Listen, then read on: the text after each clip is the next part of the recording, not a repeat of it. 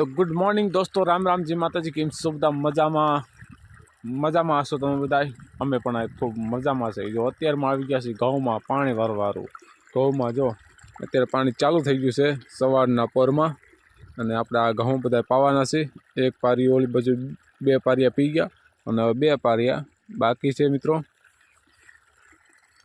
અત્યારે જે છે મકાઈના કેરામાં 2 કેરા મકાઈના છે, ત્યાર પછી આ ઘઉંના કેરામાં પાણી જાહે, બરાબર છે। ઓલી બાજુ ક્યાં લગી પાણી જઈ જોવું જોઈએ કે ઉપરના સાઈડમાં પાણી સડતું નથી, બરાબર છે।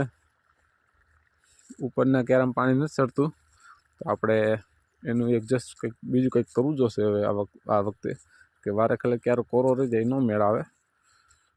જો ઘઉં કેટલા મસ્ત થઈ ગયા, સારા એવા ઘઉં થઈ ગયા છે ભાઈ।